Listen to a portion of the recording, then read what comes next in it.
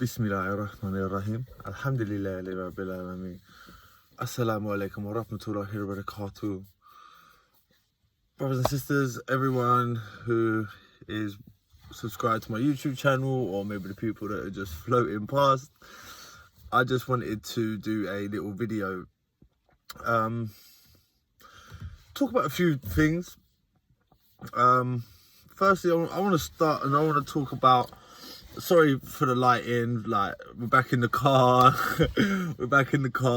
and I just really wanted to talk about this. I didn't want to wait till the morning. I just wanted to talk about the coronavirus. Now,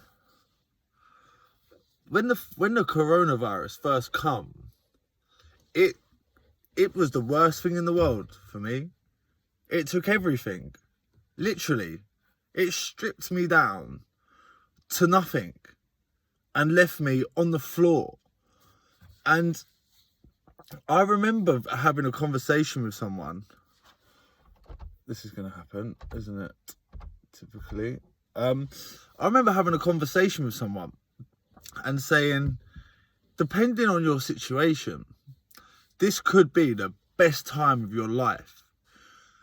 You know, having this coronavirus come, it could have been a situation where your job's safe, but you just can't go to work. Your mortgage is on hold, so you ain't got to worry about that. Your kids ain't at school, your wife ain't doing what she's doing. So it would give people the opportunity to spend so much quality time together that hard-working families haven't been able to get. Or, you know, like families where both the parents have to work. Like, this could have been, and I hope, please, if anyone's watching this and they've experienced the best couple of months of their life throughout this coronavirus, I'd love to hear it in the comments. I'd like to have a really positive comment section for once, if we can. No doubt there'll be some idiot who wants to come and find something I'm saying and moan about. But I do hope that some people have had that. And I remember thinking it before. And the last few weeks, particularly, you know, when I've seen walking down the road, or, you know, like you see me in videos and I try and be as positive as I can all the time. But there's been times like when I'm just walking down the road and I'm just seeing families, then it just made me want to cry. Like, but today, just one day, yeah. Like, I went to the beach with my son today. Like, not the son that I haven't been able to, that I've got to go to court for. That is, it looks like it's resolved. It will still go to court just to be finalised. But like my other son, and I haven't like had the problems I've had trying to see him. I've had problems. I'm not going to go into them just yet because they're not an issue. And anyone who thinks I'm unfair and I just jump on here and talk about anyone, I have got a million reasons to talk about people, and I don't. I only do it if I feel like I've got nowhere to go, no other option, then I will. But like my other son, I haven't seen him for the last 4 weeks for a few different reasons. But today we spent a day together, and I feel like I've connected with him more and spoke to him more today in one day than I have done in the previous 6 months prior to this. And it's just, I don't know, it just feels like we've got something. Like we used to have the best relationship. We were so tight. Like we would just sit there playing FIFA online together all night. And I don't know, like after today, I feel like that could come back. Like we could have what we had again back. We had such a laugh. We had such a fun day. And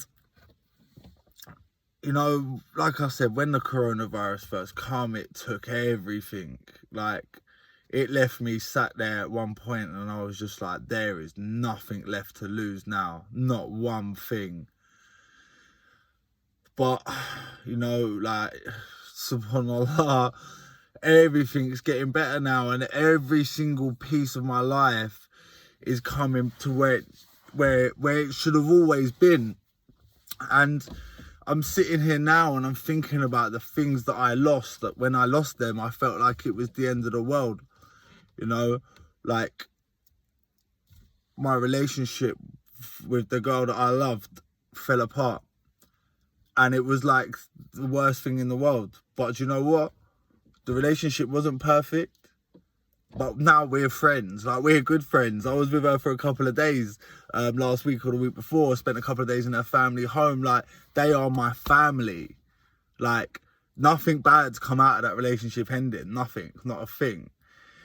And then I thought, well, I've lost my job. Like, I was good at my job, really good, in fact. I was top seller consistently every month for both companies that I worked for. And then when I was doing it for myself as a limited company, I was smashing it. And it was like, I've put a lot of time and effort into being good at that. You know, I studied that. I sat up at night rewriting and going over and over things. And for me to write, it's not easy. Yeah, people would laugh about my spelling on here. So when I sit up all night writing, that's like, I'm grafted. Believe me, there. You think like just people out there shoveling are grafted. And me sitting there with a pen is graft, mate. Yeah. And the money was good. The money was really good. But there was like aspects of the job that I didn't like a salesman. Yeah, you like they try and get you to go in there and be sleazy and like systematically walk them into buying it and things like that. Now I never sold like that, and I think that's why I was the best at it, because I didn't sell to anyone. I made friends with people. I went into their house and I made friends with them, and I discovered if they had a genuine need for the product, and if they had a genuine need for it, why are they not going to buy it? People buy off people they like, yeah? And because I was never sleazy with it, like, I smashed it every month, ridiculously. But like I said, there was certain aspects of it I didn't like, and it was long. Like, sometimes you'd get to people and they was just rude and didn't really want you there. They was cold called sometimes, you know? Some people are tight. No, boy, it was a premium product, spray foam. Look, spray foam's a great product, yeah? Anyone who's considering spray foam in their loft, yeah, for insulation, I would highly recommend it. And I would say go to Eco Spray Foam Systems in Essex. They're the best company I work for. Whatever you do, don't go with Evergreen Power. I don't even think they're allowed to sell spray foam anymore. But if anyone is ever considering getting spray foam insulation, do not go anywhere near Evergreen Power in Croydon. And, you know, I'm not going to tell you why now, but at some point in the near future, I'm going to really enjoy telling you what they done to me. Yeah, they were scumbags. Not just me, they done it to 100 employees. They're scum, next level scum. But we'll discuss that another day because I want this video to be positive. But I'm digressing, right? So, yeah, there was aspects of the job I didn't like. So I've lost that. But now I'm in a position where I've been offered today, potentially, like I'm going to be involved in an event next week, and all goes well, I could have a job where my job is to talk to kids in gang culture, violence, to go into prisons and talk to young offenders. This could be my job, my full-time job, and this is everything I want. And sometimes the best things that could ever happen to you seem like the worst things in the world at the time. Like the coronavirus coming, it took everything away from me, which at the time seemed really bad and scary, but it's given me the opportunity to think, well, what do I really want now? You know, I've got nothing now. I've got time. Make 10 TikTok videos a day. For what reason? Because what?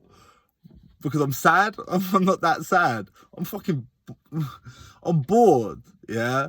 A lot of the time. And up until recently, like, I was lonely. Like, I'm not lonely no more. Like, everything's running so nice now. And, you know, like, my TikTok's not going to be around for long. It's really not. Like, I'm doing a lot of good, and these good things I'm doing make me feel really good. You know, they do. It's hard not to feel good when you're having a nice impact on so many people. So it's not going to be there for long.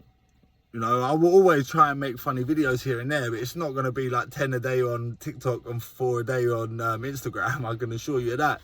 that is winding down. And you know, I used to do lives every night. Sometimes I used to do lives 3 times a day. Like, I'm lucky to do a live a week now. Like, things are moving now. They're going in the directions I want them to go in, and alhamdulillah for that. What else can I say? So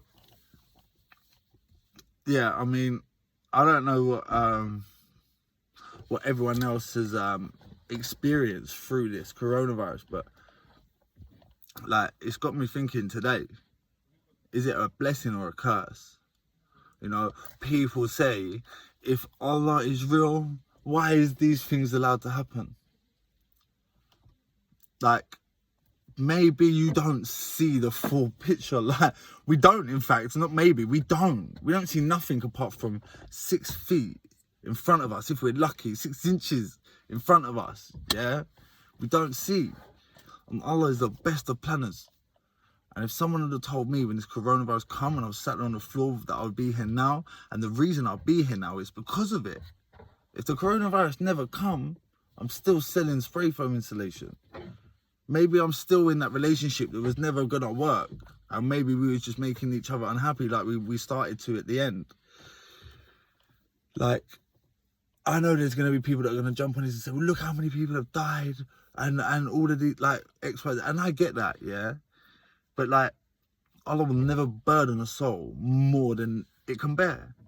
And a lot of the people that have died have had like underwriting problems or long-term illnesses that have made them weaker and made it so that they would pass away from this coronavirus. Because it's not something that is just, if you get it, you're going to die. It's not like that, is it?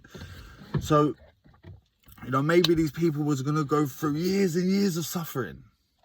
And now they're in Jannah. Imagine that. Imagine that's where they are now. And they're pain-free. You know, I don't know, like, maybe that the last few months, the way I've been dealing with like all this bad stuff that's been going on around me is by just trying to look for anything positive. Anything.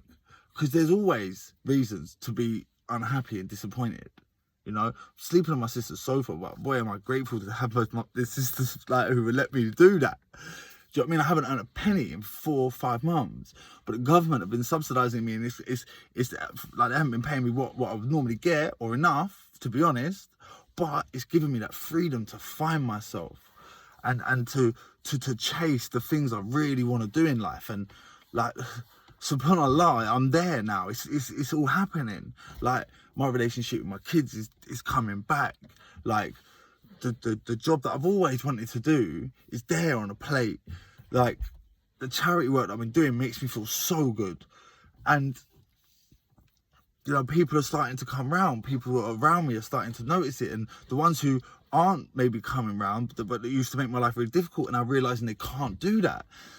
And like, people have been watching me the last few months, I'm sure. You probably, some of you, like, most of you have been great, man. Like, I'm only here because of you.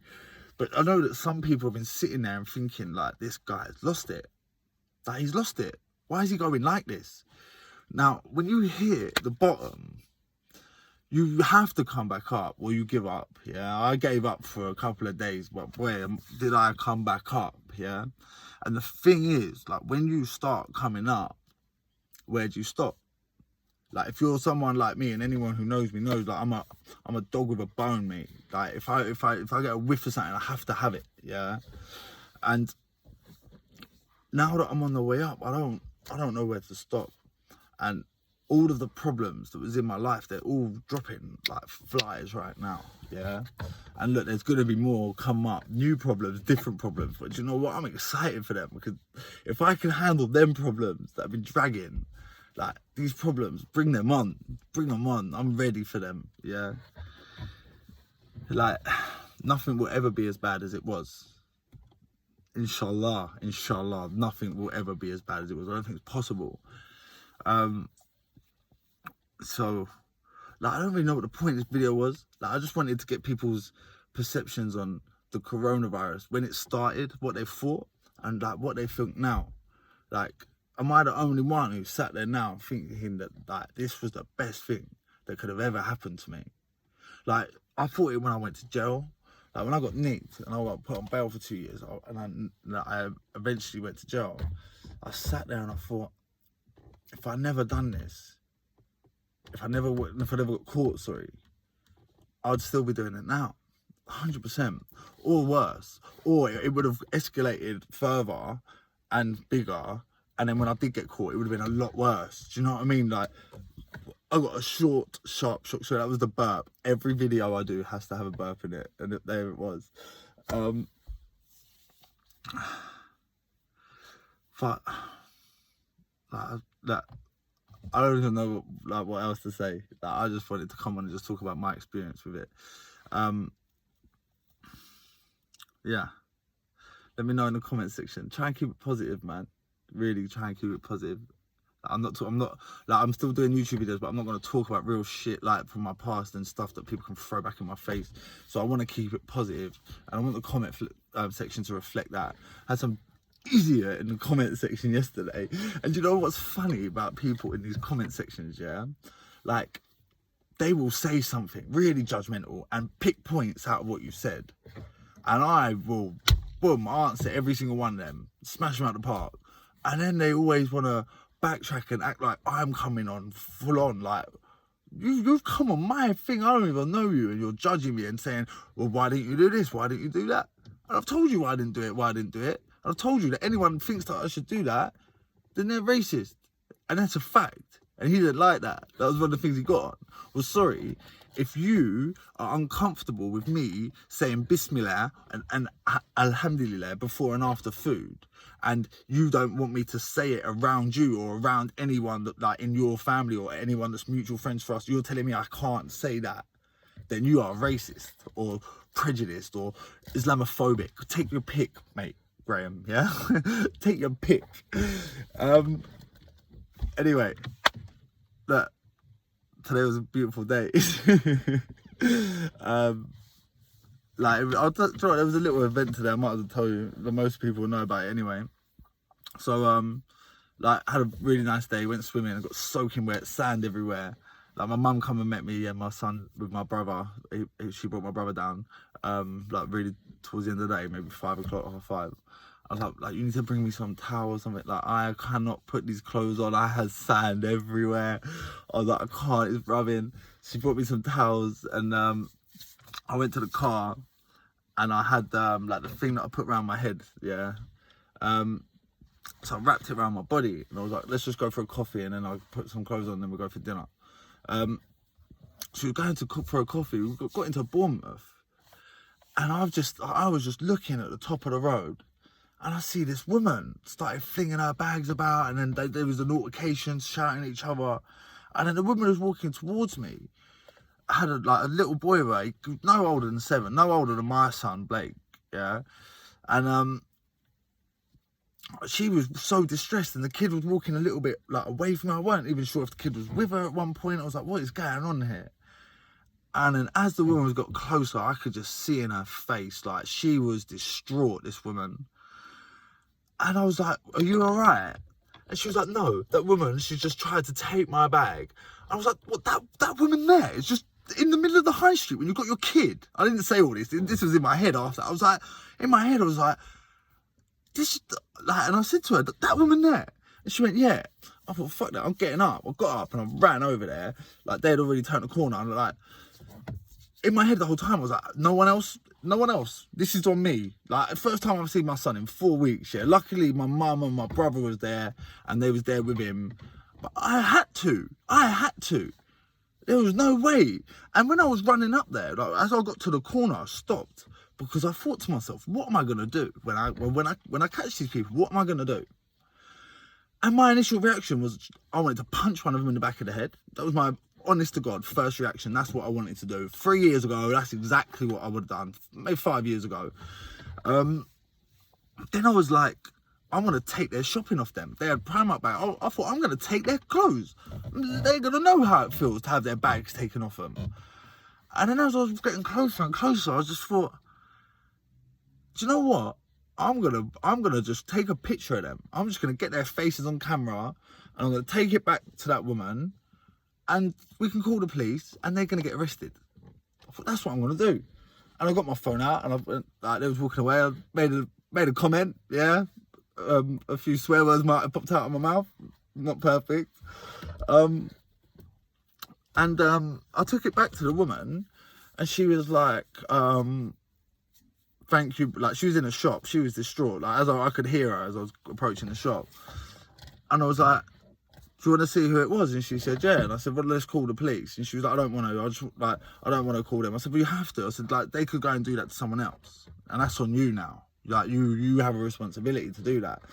And she was like, I just wanted to get my son home. I don't want to ill deal with him here. And as soon as she said that, I got it. You know, like, do what you got to do. Like, everyone's different. Like, me personally, I would have, like, I left my son with my mum and my brother to go and do that. And I'll never sit by and let anything like that happen. Never in my life. I don't care. And I've seen guys go and stop women being beaten up by men outside the pubs. And the woman's then started hitting the man who was helping her because it was her boyfriend. I leave my boyfriend alone. Do you know what I mean? But like, I could never sit there and watch nothing like that. I couldn't. Yeah, that's all I'm going to talk about today. That was my day, the day in the life. Yeah. Thank you for everyone who's supported me. Thank you for everyone for your nice messages and nice comments that I get on all my social media platforms. And hi haters make me famous. Yo. Salam alaikum.